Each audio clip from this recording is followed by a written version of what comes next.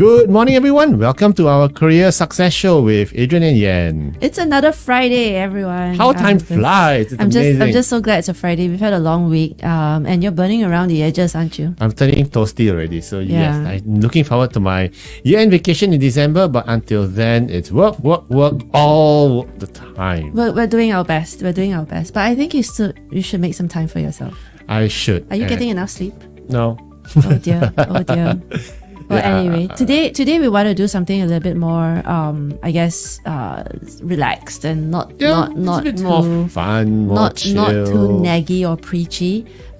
We both have a lot of experiences. Yeah. You as a recruiter, you're headhunting at C-suite level. Have you had any situations or stories that stuck out in your mind? Yeah, lots of interesting ones at C-suite level. And it's amazing how some of the more senior folks who haven't been interviewing much, they actually are the ones who make the biggest faux pas. But before we go there, we want to tell everybody out there, hi, my name is Adrian and I'm the CEO and founder of Career Agility International, and Yen is our executive director as well as a co-founder. I'm just here thinking that everyone already knows us. So Yes. apologies to our listeners. Yeah, we didn't do the formal introduction. But then again, I generally don't like formality. Yeah, I know, but just we go have to do straight this. into it. So we are Career Agility International, and we are the team that helps individuals like yourself to achieve career success through career clarity. In fact, we also want to invite you, if you are here in Singapore in January, to come and have a fun day with us. I don't know. On the one hand, you want to call it a fun day. On the other hand, it's called a workshop. It's a workshop. So it is fun. You get to meet us in person and ask us direct questions. It's gonna be a party. It's gonna be a bash. It's gonna be a full day event on the 13th of good January. networking opportunity. But more importantly, there's some giveaways, and the biggest one is a career journal that we've put together. That's going to have all the elements that will help you kind of crystallize your thought process. The step-by-step way to career mastery. But I like to disagree with Adrian here, because when he uses words like step by step, right? And then a lot of clients come to us going like, oh, but Adrian says I should do this first. And I went, yeah, but you can do that other thing at the same time. So let's be practical about it and I guess revel in the ambiguity. Because life is ambiguous, so we need to try everything, and it's a multi-pronged and a battle. lot of times it's not sequential. Yeah, a lot of things it's not linear. It's all it's everything all at once. Everything everywhere all at once. So unfortunately, it's not step by step, but it has all the steps. Okay. So you can go back and forth. So and if you've got something down and done, then you can skip that section and move on to something that you want to work But it's fun activity. It's a fun activity book. You know what's the funniest thing? So the journal is supposed to be a compendium to our books that we've written before, The Great Career Paradox, as well as The Career Crossroads. And when I told one of my clients that it's basically a compendium, it's an add-on, it's a workbook, and she looked at me and said, you Singaporeans always must have assessment books. Assessment books are good for practice, and it checks for understanding. Yeah, so and she said, there's a method to the madness. You should rename it 10-year series, Career 10-year series, so more people will buy. So it's one of those things. Okay, sorry, Singapore. It's a funny joke. Singaporean joke. Okay. Yeah. So to find out more details about the event, just drop into careeragility.org. We have links on the website to the event itself, and just pop in and read a bit more, see what are the exciting stuff that we have, and sign up on site. Yeah, we look forward to having you join us. We will provide nourishment, coffee, tea, drinks. Coffee, tea, lunch, everything. And lunch. Nice lunch. So it's going to be a good opportunity to network with like-minded individuals. I think the venue is also very central. It's the SPH Auditorium. So please, we're looking forward to having you join us. Yeah, please do. So let's talk about the topic for the day. In our experiences as headhunters and recruiters, we've seen some funny things happen, and we've got lots and lots of stories. So I want to start with one story, and then tell me. we can figure out if there's any learning that we can get from there. if at all. Not all interviews are going to be great, right? And not all first dates turn out great either. Yes. So I'll start. Okay, go. So I had a client who's the head of L&D in her business. So she's a trainer by profession. She went for an interview with a large government agency. Okay. Let's just say, and this was many years ago, so I'm not going to name names. And the HR asked her to come early. She said, please turn up early because there's some paperwork. But he didn't specify how early nor what sort of paperwork. And so she's thinking maybe 20 minutes ahead of time. She said, well, yeah, just come early. So she turned up and they blindsided her with an assignment. She was shown to a workstation, and there was an essay question. Something along the lines of, a perspective or a point of view about the IT skills in Singapore, something like that. It was a very macroeconomic kind of point of view. And so she was upset. She was like, no, you don't do this. If you're going to give me an assignment, you should tell me ahead of time.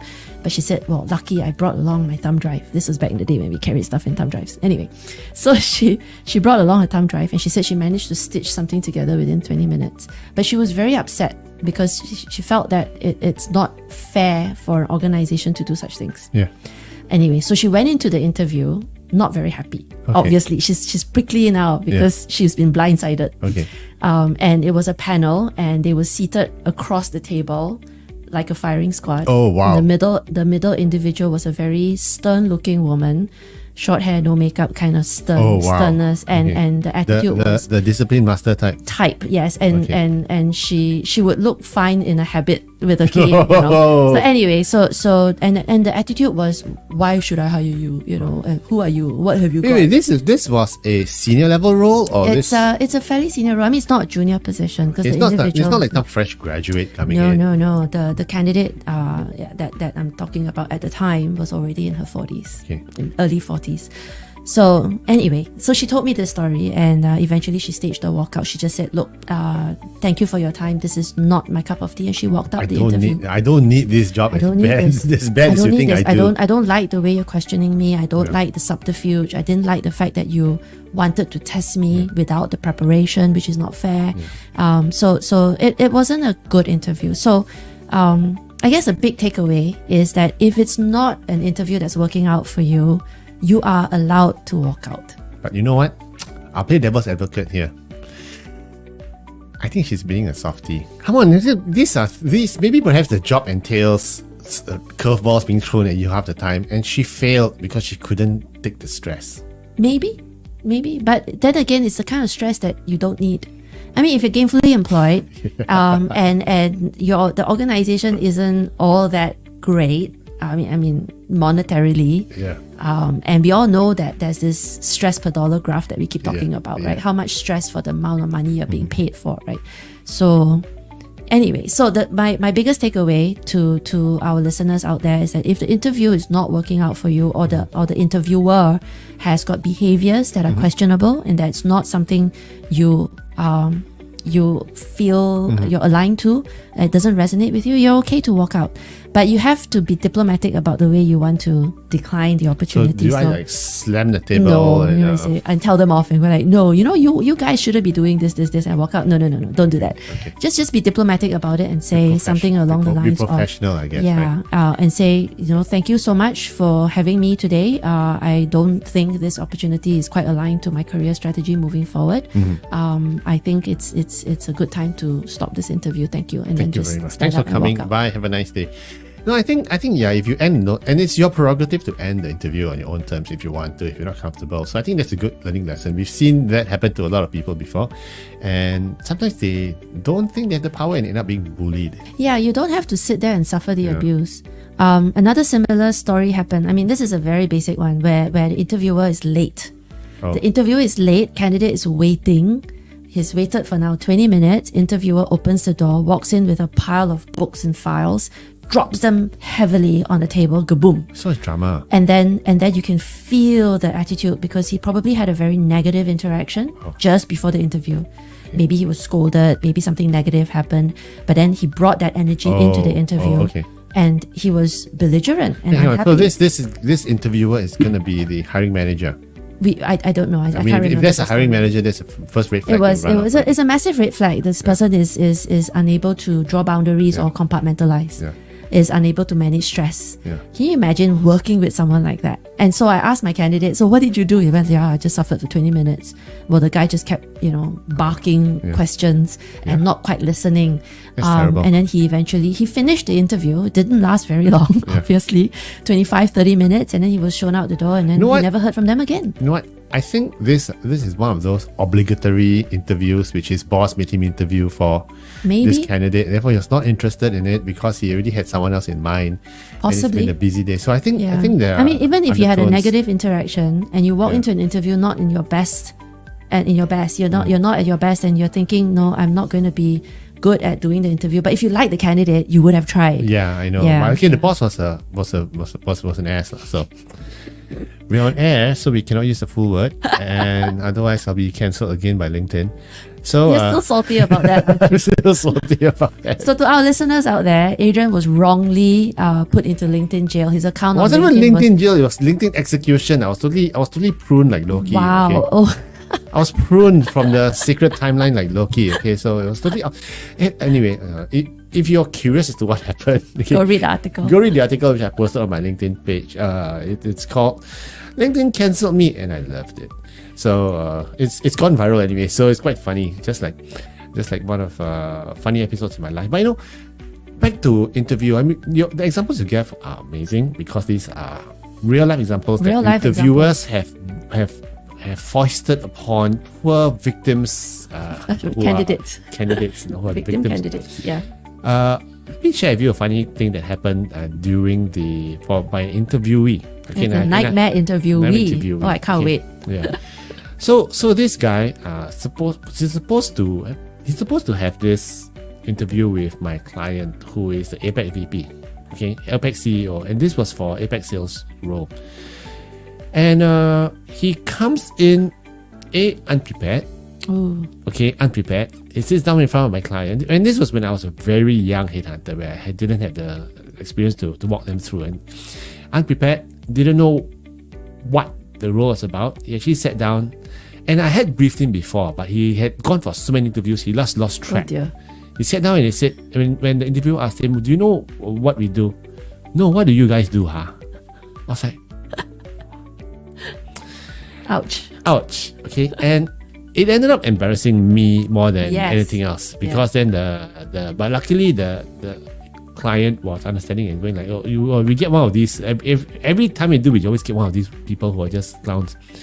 So moral story is, please come prepared because you have to leave a very poor impression on it, and it's terrible. And the other one even better still, this guy senior leader, he comes in, but before he goes for the interview, he decides to go shopping at Harvey Norman. Yes. I've heard this story before. And he comes with 2 big bags of Harvey Norman. He bought a printer and 4 toners. And he came in with the Harvey Norman plastic bag and he was, "Hey Adrian, I got a great deal." I was like, oh my God, no, please. So I literally, luckily I met him at the door. I cannot imagine if you bring his groceries to the interview. You're like, hang on, where can I put this? I need my salmon to be refrigerated. Excuse me, your bag of prawns are leaking on the office floor. It's like, please don't do that. No. Please. I think there are some decorum rules. There's some etiquette. Just a minimum thing, right? It's just common sense, don't you think? It's like, seriously? Yeah, and another time I had this other client who decided that I didn't want to take the taxi to the client's place. Okay, and he took public transport, which is fine, except He that arrived sweaty. it was a 15-minute walk in the hot sun from the bus stop to the plant itself. This was for a pretty senior level role. He came totally drenched, late, Yeah. drenched in sweat. Okay. These are little things that I think a lot of us sometimes take for granted, or we don't think about it. But when you attend an interview, the huge massive red flag for the interviewer, because the candidate is unprepared, lacking in etiquette, lacking in common sense, or an understanding of visibility, optics, and presentation and perceptions. And if I cannot trust you to look after yourself, how can I trust you to look after the business? Right? Exactly. Yeah. So the moral of the story is, please come prepared. Please put your prepare best like foot crazy. forward. Yeah, prepare like and- crazy. And minimum etiquette and social graces. So and sometimes it's not fair. Okay, because It isn't. there's this in Changi Business Park. There's one of those buildings. It's in the middle of nowhere, right? It's got no shelter. And the worst thing is there's a car park underneath. You can Right, park, but the car right. park is only for season ticket holders. Yes. And the nearest one is you got to park at the mall, Right. 2 bus Which stops is- away. It's like, yeah. are you serious? Yeah, and this is where you have to take a cab or you grab. Yeah, somebody needs to take a grab. I think right? grab is I mean, easier. these are instances where, yes, on the way there, because you need to perform, you should do what it takes, which is why we have people who fly business class, because they need to arrive fresh. Tip-top But shit. then on the way back, you can do whatever you want. Whatever, you can walk. yeah, whatever That you is want. okay, because you can go home and take a shower. But that's not a horror story. I have a horror story, a candidate horror story. So my client employer told me this story, so I don't know to what extent she embellished. But as an HR manager, they attracted a stalker candidate. Oh no! Yeah, You're kidding me. No, the candidate was very, very desperate and had attended an interview, but was rejected. Obviously, I mean, there are other better candidates, and that happens. But then the candidate started turning up at the employing It at the sounds like corporate location. Sounds like a plot to a B-grade movie. Every day he was just waiting outside and following people. And she felt very unsafe. Call the cops, man. Yeah, they did. And then there was a whole police report, there was a case. But it's difficult, and it's, I think, a lot more of that psychological trauma that is inflicted on the employer, on the employees of the company. Wow. Having somebody just hanging around the front of your that's main crazy. door That is crazy. is very unpleasant, because the person never committed a crime and it's a public place. So yeah, this is a horror stories. You know, sometimes you just by not doing anything, you attract one of these nutcases, and that can be very, very dangerous. So I don't know how it ended. I don't know if we can There's have no any double lessons. murder or No, thank God. murder, homicide. Hopefully, if the authorities come in and then they put the guy back in his place or something, and with a warning that they kind of like fade. But candidate horror stories are a thing. One time, in the company I worked with, this is a headhunter company, and we had a very large team of consultants, and we all kind of worked together in the space. And we showed, there was an email that was going around of how nutcase the candidate was. Oh. Candidate wrote a long, like 12-page email, and he'd put an attachments and police report. He wrote emails to Lee Hsien Loong. He wrote to all his was a complaint member letter against member of your parliament. hang on. So what, it was a complaint letter against that had no cohesive against one of the cognitive consultants. thoughts. No, nothing. He was just complaining about the macroeconomic, the lack of jobs, the lack So of just some random guy sending you a message. fairness in interviews, and he just copied everyone. Okay. Because I think he probably was mentally a little bit disturbed that he'd not gotten any opportunities. Maybe nothing progressed, but because this email was floating around as a to the rest of us young consultants, It's a like, precautionary I was tale to avoid. reading it, and I was going like, holy cow, this man is unhinged. It's weird. There was no narrative, there was no ask, there was no outcome required. If this was He was just complaining. that's scary. If this was America, he might have just turned up to the office with a shotgun. Let's one not of those go there. types. Let's not go scary. there. So, That's scary. No, I think sometimes people can be pushed over a limit, and I think I don't know if there's any lesson that we can learn from this, because if someone needs assistance, we need to find the people who can help this individual kind of get some therapy, figure things out. But the thing is this, a lot of the employers, we're not charity. And so they're there to do a job, and they're part of a larger engine. And I don't know if you have any takeaways from this, but I kind of hope that there's more support for individuals in need, and if we can spot someone in need, maybe we can redirect them to the right authorities. That's all I can. That is scary. But that is a nightmarish situation. I guess this imagine if he had turned up for an interview, he would have I think it was very normal. That's the thing, right? A lot of serial killers come across as quite normal. It's always the quiet ones. But today's topic, we're talking about interviewing horror stories, and hopefully we get some lessons out of it. So from an employee perspective, please come prepared. Please do your homework. Figure out what it is that you can offer to your future employer so that they can give you the compensation you deserve. On the other side of the coin, employers, I think the biggest takeaway is we need to treat everyone with a degree of respect. And I think, what was that word, everyone? Dignity. I think that's really important. Please don't showcase your unconscious bias. Please don't treat them like you're more superior. You know, they're human beings as well. And I That's think true. That's very true. dignity is a big thing, right? You want to Out of respect, Yeah. you know, you want to be professional about it. exactly, because your employer brand is going to be a big thing. Your employer reputation. So if you respond to all the applicants and say thank you for your application, we'll connect with you in due course. Please make sure you have a response. Yeah, You and know?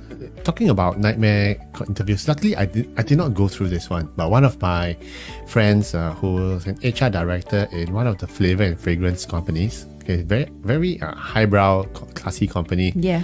And it's a flavor and it's a fragrance company. Yeah, Okay, you this better guy- smell good. This guy turns up with BO. Oh dear. Okay, really bad BO.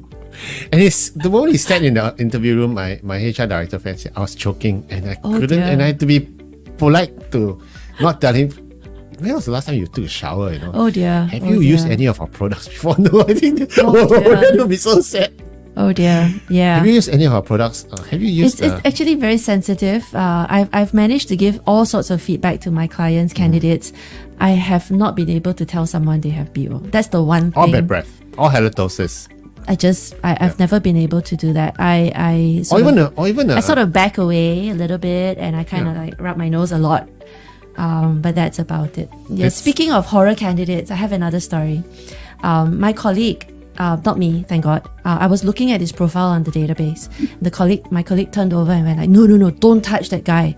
He went for the interview and he proceeded to tell the interviewers everything that they were doing wrong. Don't worry, hire me and I'll fix everything for you. Obviously, they didn't progress because he's just coming in and go like, no, this is wrong. No, like you guys are stupid, you know, but not in those words, I'm sure. But the vibe is like, you guys are incompetent. Hire me and let me fix it for you. You know? So I went, so- okay. Then put a note in the database and go like, do not touch, just in case, because the candidate has a propensity to tell the employer off. either he's a genius and everything's all right, Right.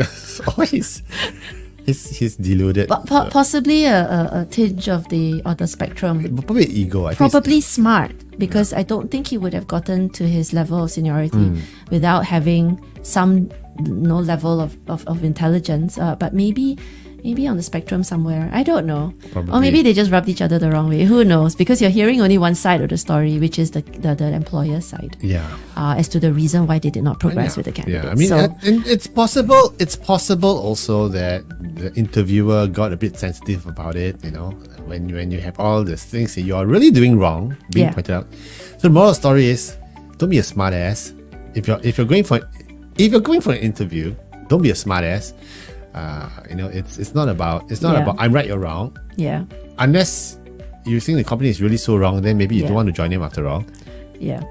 And I guess also, you know, it's also an indicator if you go for an interview and they ask you, so how do you think our products can be improved, our services can be improved? And you give feedback and start thinking, And then they take it badly. you think it badly. Then it's yeah.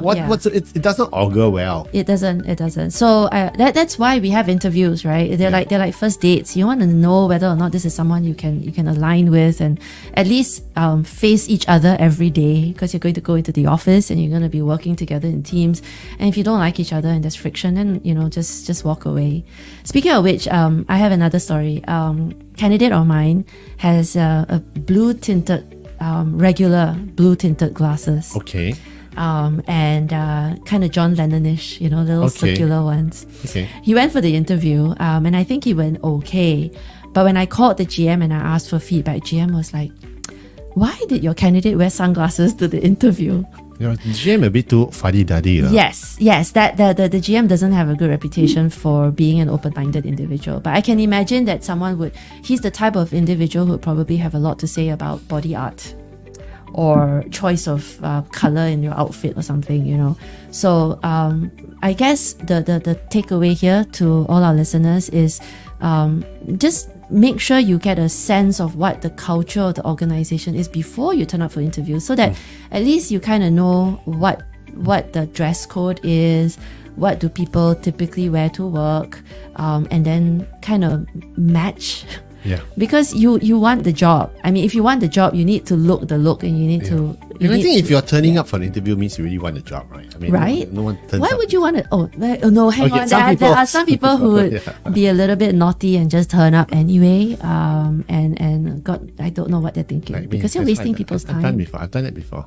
I mean, you do it because you want to practice, maybe, and you're kind of thinking, I did yeah. it when I was in hunting. I used to do it when the big name competitors call me up. I'll just go and just talk to them and just find out what's going on and upset some people over there. So talking about nightmare interviews, You're one of them. so Yes, please tell that story. Tell I the like story. that story. So I attended one of those interviews, and I didn't like. And this was a very big name, big five headhunting firms, and one of the interviewers was a peer to be. Okay, It was a peer interview. It was a peer interview. And this individual started asking me very personal question. And I didn't want to tell the person. The worst thing was she asked me what my salary was. And then you inflated the figure just to throw her off her game. I took the I punchline. know, it was so funny. I told her, yeah, I get my commission's about 65%. And she looked, what? Seriously? Yeah. Which is completely untrue, people. Yeah. What? No, seriously. I said, yeah, it is. I mean, over here it isn't. And she was fuming and she was like, and after that wait, you were just pulling her leg because you didn't like her. Yeah. You didn't like the way she approached the conversation. Yeah, with correct. you. Yeah. So watch out, employers, for candidates who are naughty. Haven't finished yet. So after that, she after the interview, right? Apparently, she went storming off to HR and started debating, why am I not getting the 65%? Why am I not getting this? Is unfair. It was hilarious. This is a strategic disinformation. But I was like, okay, disclaimer, I was being very cheeky, I was being naughty. Please do not do that. And if you do that and you get fired or called out, you can't get fired because you haven't applied for the job. It's dangerous in the sense that your reputation. I was ready to bomb the interview already anyway, because it's fine to bomb the interview, but what if this individual down the road finds out that you were not being completely upfront, and then it could cause people do a lot of gossiping in the background. It's true. And they might say something about you, and then your reputation is going to be in tatters. I am a mischievous person. Yeah. Don't be like Adrian. Okay, don't be like Adrian. Be like Yen. She's very nice. She's no. I believe in being strategic in everything you do. If you want to get the job or if you want to get even, you still have to be strategic about it. So we should have a separate conversation about that. Please reach out to us at info@careeragility.org if you want to talk about corporate dynamics, which is a very different thing altogether. But very true. Anyway, back to the interview. Any other horror stories? Well, I think I've tapped out the most of my horror stories. How about you? tell One you last one before we go off. I had a candidate who I really liked, and he'd attended an interview with the head of sales, who also really liked him. GM wanted her own person, or she didn't like who the sales head liked, just because. And the candidate was pretty good. Seriously, a good candidate. Anyway, he went to the interview and he was asked to do a case study and he had to do a presentation. So they said, hey, take over the whiteboard and walk through your thought process and the case notes, which he did. So he stood at the head of the room and he turned his back to the audience and he started writing on the whiteboard. He missed a belt loop. He missed one belt loop. So if you're thinking, yes, your belt goes through the loops in your trousers. So his pants was sagging down and his underwear was showing? It's just at the back. No, none of that. It was very, very, I think it wasn't a big deal. So if you think about how you might miss the last loop at the small of your back, it happens. So I called the GM and I was like, so how was the interview? She went, yeah, it was alright. And I said, okay, so what do you think of him? Yeah, he was okay. He missed a belt loop. And I went, what? And then she said, he missed a belt Your loop. client OCD. And then I said, Your client's a bit too OCD. so I asked, seriously. let me finish the story. So I asked her, is this a showstopper? Like, would you not hire the candidate just because he missed the belt loop? Yeah. And she went, no. In other words? which means yes. So let's just contextualize it. The company sells services for pretty significant margins in human capital. So if the candidate isn't even aware of something like that, he got dressed in the dark, for instance, maybe he's got mismatched or something, it's a little red flag that would potentially tip the balance. So she decided not to hire the candidate or to progress the candidate because she felt that he didn't have enough of the gravitas to sell human capital consulting services. I guess so. Which is kind of like that thought process. You're thinking, gosh, don't judge a book by its cover unless the cover is important. In which case, I have no other element. Let me check my belt look. To go on. I got them all looked up today, so I'm safe. I'm good. And along that same vein, the next candidate I sent in was in the midst of doing a tattoo eyebrows. And her other eyebrow was growing out. So I said to her, I'm sorry, can I just say this? I see 4 eyebrows. You need to clean your lines up before you meet this very, very pedantic leader. She did, and she got the job. So just saying that there are some micro things that sometimes we don't realize. Weirdest stories. And I used to think, gosh, I would never be so judgmental about something so superficial until I met a candidate. I was interviewing him, and he was very condescending, supercilious. He arched his fingers and kind of like steepled his fingers and put them under his chin, trying to look intelligent. And then I saw he had a button missing from his sleeve. So things like that, it just ruins the entire gravitas. And I've also noticed people who chew their nails. So if you listeners, please don't judge me if you're thinking, gosh, am I going to go down to the nth degree when I look at you? It's like sometimes I don't look for it, but if I see it, it ruins your entire appearance. To be fair, if it's a public-facing media type role, then it's okay. Yeah, I understand that. But if the interviewer is going to be so picky to pick on whether my nails are clean or stuff like that, then it's when you watch like CSI or one of those like cops and robbers stories, and you're thinking, gosh, these profilers are really good at what they do because they code read. But I can see if somebody has his nails chewed down to the bed, I know already the candidate's anxious, highly strung, very stressed out. But I've interviewed a candidate once who had something green on his teeth, and I didn't want that to be the problem, but I was so distracted. I was very distracted. I was just like, gosh, do I say? These are, to be fair, these are signals. These are things that can happen. Yeah, but they shouldn't make or break. It shouldn't make or break. Yeah, it shouldn't. It's incidental. And so as a recruiter, and I'm on your side, if I see it, I will advise. And sometimes that feedback is not taken well. I've seen some things. I told you guys many times before about the candidate who sat down and the button sort of gaped open, but it gaped open at the navel, at the belly button, which wasn't very nice to look at. Well, okay, that's once again, that's just poor fitting outfits. But once again, it should not affect your professional behavior, but it does affect the impression. Let me share with you a last story. First impressions are huge. I had this candidate once I interviewed for a CFO role, and out of courtesy, I walked him to his car. And he was pretty okay. And as I walked him to his car, he whipped out his wallet and showed me gave me his name card. Those were the days when he had name cards. Oh no! Okay, name cards, and name cards printed and torn, was wrinkled, and his wallet was jam packed with like 2 inches of paper, receipts. Unknown scraps. Okay, and that what happened was that, and I walked into his car, and it was a nice car, but when I peeked at the back seat, there were reams and reams of paper, files, and everything disorganized smack in the back seat.